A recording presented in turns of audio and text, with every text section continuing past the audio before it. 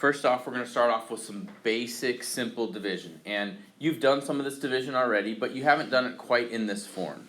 And it's going to be problems that look like this, where I have this polynomial, it's actually a trinomial, there's three terms up top, divided by a monomial.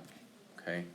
And in reality, what this means is I actually have three divisions. I have this one here. That's going to be one of my divisions that I have to do. Then I have this one here. I'm going to have to do that division. And then I have this one here. So it's almost like three problems in one. And what I recommend that you do initially when you get started with these is actually split them up into three different problems almost. Let me show you what I mean. Like this. Let me put that back so you can see. Ooh. Okay. So if you split them up, and notice here that the signs, so this plus still was there, this minus is still there, and now I've split the top up. Now go ahead and do those divisions. Those are problems you've done before. So go ahead and do those and let's see what you end up with. So, on this first one, I'll keep it color-coded like I have it.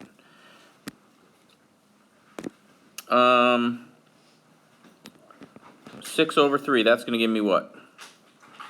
2. Okay. The x to the fourth over x. X to the third. And then what about the y's? Y squared. Okay, how many had that part right? Good. Alright, let's go to the blue. So then it's a plus. 12 over 3 is how much? 4. X to the third over x.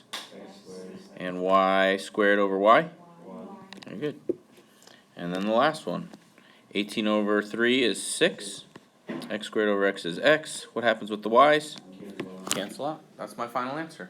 Okay. So that's the easiest kind of division that we're going to look at in this chapter. But what's important here eventually, not today, but I think on Monday, we're going to talk about long division with polynomials, and you have to know how to do these really well, okay, because that's going to allow us to come up with that.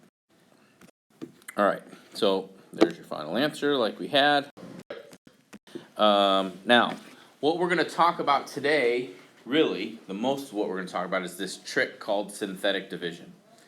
And synthetic division happens only when the divisor or the denominator is a binomial. Okay, and for now, the leading variable term can only be raised to the first power. So it's going to be x or 2x or 3x or whatever. Okay, and so that's when we're going to use synthetic division, when I have a binomial as a divisor or a denominator, and this numerator or dividend on top. Now I'm going to play this video, and this guy's not great, but it's straightforward, and just try to follow along. What I would do for you, what I would do if I were you right now, is I would write synthetic division down, those words, and then write that problem down underneath it, and then we'll go through it. I'm gonna stop the video every so often and talk about what he's talking about, and then we'll just go from there, and you'll see. I'm not going to explain why synthetic division works because it literally is a trick. Okay, so here we go. Do an example of what's called synthetic division. Synthetic division is when you basically are dividing one polynomial by a first degree polynomial, so x to the first. Okay, so that's what first degree means, and that's what I talked about a little while ago, that the variable is just raised to a 1 and we don't even write it. That's first degree. May or may not have, a number in there. If it's just x, you would just break things up individually. Which is what we just did. So suppose we want to divide, again, x cubed minus 2x squared plus 3x minus 4. We're going to divide that by x minus 2. What you do in this case... Now before he draws he's going to draw what looks like a normal division bar, like that box. Alright? I do not want you to do that. I want you to draw your division box upside down like this. okay? And make this side long enough because we're going to have 2 rows of numbers here eventually. Don't try to cram it in there. Make this side long enough because we're going to have a row of numbers here, we're going to have a row of numbers here, and we're going to have a row of numbers here. And I'll show you how that all works and what that all means. Like I said, when he draws it, he's going to flip it over. And I'm not sure why, I've never seen it done like that before, but it's whatever, and we can adjust and it's going to be fine. Okay? I'll get rid of that. And here we go. Is whatever we're dividing by, so notice there's a minus 2, it's x minus 2. We actually take the opposite sign and we'll use positive 2, and that's what you... Okay? Here's a really important point. Whatever you have as your divisor, your denominator, and somehow you want to write this in your notes, say use the opposite sign. Okay? Make sure that you tell yourself in your notes, opposite sign, every time. So because this is minus 2, out here goes a positive 2. If this was a positive, then this would be a negative. Okay, it's always opposite sign, just on that part. Okay? You stick outside. And then notice I have 1x cubed minus 2x squared plus 3x minus 4.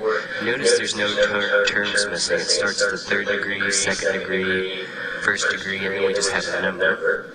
Okay, here's why that's important. Okay, so because there's no missing power, it goes 3, 2, 1, 0, we're not going to have to add zeros in. Let's say, for example, it just went x to the 3rd and this term wasn't here, and it went x to the 3rd and plus 3x. You're going to have to put a 0 for the x squared.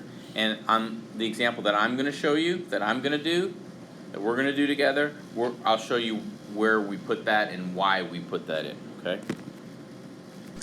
All we do is we write the coefficients. So 1, there's a negative 2 in front of the x squared, there's a positive 3 in front of the x, and there's a negative 4. Okay? So all we're doing with synthetic division, the coefficients, which are the numbers in front of the variables, are what go in that top row of your box. Okay? So again, you should probably have it like this. So that's the top row of numbers. We're going to have some numbers down here as well. And then we're going to have some numbers down here. Okay? Everybody with me? Or just hanging out. And with synthetic division, what you do is, the first term you just drop it right down, there's nothing to do. And then the idea is we multiply. It sometimes won't let me pause, so I have to go back and forth. So the first move every time after you've got it set up, is you just take that first number and drop it down. To below the line? To below the line, correct. So notice how I put the red line on there? Actually, I nailed it perfectly, surprisingly. And so that's where next, once we have that first number, we're going to start the actual process of what we do, okay? And we'll see how that goes. So I'm going to take positive 2 times 1 and then stick that number in the next spot. So it says positive 2 times 1 will give us positive 2. It's not letting me pause, okay? So positive 2 times 1 is positive 2, and that goes into the next spot above the line. And this is a process we're going to repeat, because eventually we're going to get another number down here, and then we're going to multiply 2 times that number and put it there. And then we're going to get a number down here and 2 times that number and put it there. So once we start that process, it just keeps repeating and repeating. And then what we do is we add those numbers together in this column. So negative 2 plus 2 is going to give me 0. And then we repeat this process. Now we take positive 2, multiply it by 0, and that's what we stick in the next column. So it says positive 2 times 0 is just going to give us 0. So if we add those together, we'll get positive 3. And then again, I take positive 2 times positive 3. Erase my little red dots here. We'll take positive 2 times positive 3, then we'll do positive 6. We add the columns together, and we get the number 2. Okay, so again, here's what you're doing. Once we bring this number down, we're gonna multiply, put that number here. Combine these together, a minus and a plus, same number, that's 0. Then we start again, 2 times 0. That number goes here. Now I combine those, bring down the 3. Then 2 times 3, that's 6. That goes here. Combine those, -4 and 6 is 2. And we're done, almost, okay? We're done with our calculations. Now what we have to be able to do is figure out what to do with those numbers that are underneath there, okay? I'm gonna get rid of this because I feel like it's just in the way at this point, okay? Questions so far? Sure. Now I'll show you what to do with those numbers, or he'll show you what to do with those numbers. This last number is going to be your remainder. He writes it wrong at first and then goes back and fixes it. Remainder. Let's see if I can spell correctly here. And what it says is, in summary, it says we can actually, so the numbers on the bottom are what are important. Okay, so it says we can actually rewrite x cubed minus 2x squared plus 3x minus 4 divided by x minus 2, so I'm going to keep my numbers at the bottom. It says we can actually write that as, okay, so the highest power was x cubed. Make things 1 degree less. So this is going to go with my x squared term, this is going to go with my x term. Okay, so that's really important. That as we start, actually let me play it so his hand's out of the way. Okay, so each one of these numbers corresponds to a variable part, okay? And it starts off always as 1 degree less. So since this is x to the third, this one is going to go with x squared. This one's going to go with x. This one's going to go just as the constant by itself. And if you think about it, this is x to the third divided by x, which is x squared. So that's why the first one is x squared. That's why this one is x. And the x divided by x is just the number. Okay, so what we're going to do is take those numbers and turn them into a polynomial. Okay. My constant, and again, the other part's my remainder.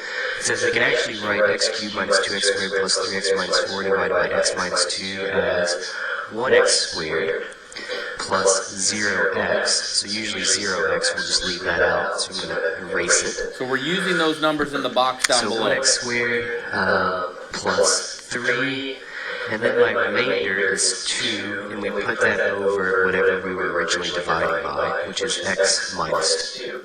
Okay, so maybe you remember when you did long division that sometimes you put the remainder, sometimes, you know, when we first started doing long division, we wrote r and whatever the number was, right? Then we started putting the number over the divisor. So we're doing the same thing here. So this one goes with the x squared term, so this is 1x squared.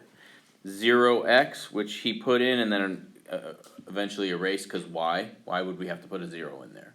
Plus 3, okay, and then plus 2 over the original divisor. 2 over x minus 2. Now, if this ended up being a 0, then there's no remainder. Okay? Questions? That's the answer? Yep, this is the answer. Okay? Now, we're going to do another problem together. Okay?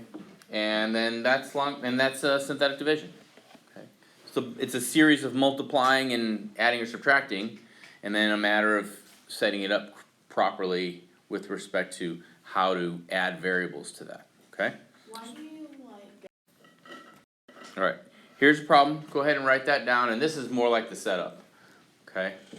So I've got 4a to the fourth plus 2a squared minus 4a plus 12 divided by a plus 2. Okay, so go ahead and write that down, and then we'll go through how to set it up.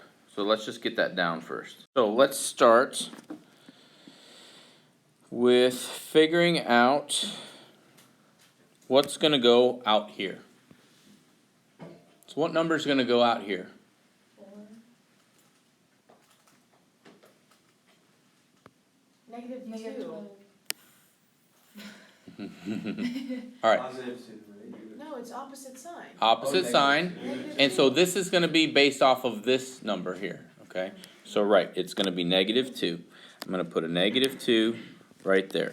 So be careful. This number out here is always based off this binomial divisor. Okay, and it's always opposite sign. Now, since my highest power is to the 4th, what you should expect, this is another way to check, you should expect 5 terms here. Okay? It's always one more than the highest power. And the reason why it's 5 is because I have this constant that doesn't have a variable on it. Alright, so normally I have, in this case, I'd have an a to the 4th, an a to the 3rd, a to the 2nd, a, and a constant. So that's where my 5 comes from. But I don't have an a to the 3rd here. Okay? So I'm going to start with my 4 for the a to the 4th. What do you think I need to put for the a to the 3rd? Because there is no a to the 3rd, but I still have to have it. A 1. A 0. Why do you have it? Why do you have to have it? I'll get to that in a second. So then what comes after the 0? 2, then -4, then? Okay, let's talk about why we have to have the 0. Okay. Is there a difference between this and that? Okay, right? Like this number, nobody would ever look at this number and go 17. Nobody would ever look at this number and say 107, 107. Okay, the 0 holds a place, and it's significant. It makes a difference. If that 0's not here, my number is very, very different. The same thing is true for a polynomial, okay? And if you think about it, this is the hundredths place, yeah? This is the tens place, and this is the ones place. We can't skip putting one of the places in with our regular numbers. The same is true for polynomials. I can't skip a place for a to the 3rd. Even though we don't write it, we have to put a 0 in as a placeholder, okay? So that's why it's really important. So you want to look for that. Make sure nothing gets skipped, and if it does, you got to put a 0 in. And that includes this constant for the last term. Okay? So here's the setup. A little prettier. All right. What is my first move? Drop down. Peyton, what do you think? Right now, the 40. Bring down the 4. Very good. That's my first move. And once we have that number down below the line, now I can start my process. Multiplying, put the number up, combine them. So what do I get when I multiply -2 times 4? -8. Where does that go? Underneath the 0. Okay, what am I going to do with that now? Combine them together, right? 0 and -8 is -8. And then I start all over again. Positive 6. Try to finish it. You try. So, I multiply -2 times -6, that gives me, or -8, that gives me 16. Combine those together, I get 8. Okay? -2 times 18 is -36, so that goes up here. Signs are the same, so I'm going to add and keep the sign. That's going to give me -40. Okay? -2 times -40 is 80. That's going to go up here. Combine, that's going to give me 92. How many had those numbers correct? How many see if you didn't have them, why you messed up? Okay, good. So now all I have to do is turn this into a polynomial. Okay, remember that this signifies a coefficient 1 tick down, and that's the remainder. Okay, 1 tick down from the highest power. So since this is a to the 3rd, a to the 4th, this one's going to go with a to the 3rd. This one's going to go with a squared. This one's going to go with a. This one is the constant, and this one is the remainder. So that's going to be written as 92 over a plus 2. Okay, so go ahead and try to write your polynomial out based off of those numbers, and we'll see if you did it right. When you're done, take a look at the and see if you had it right.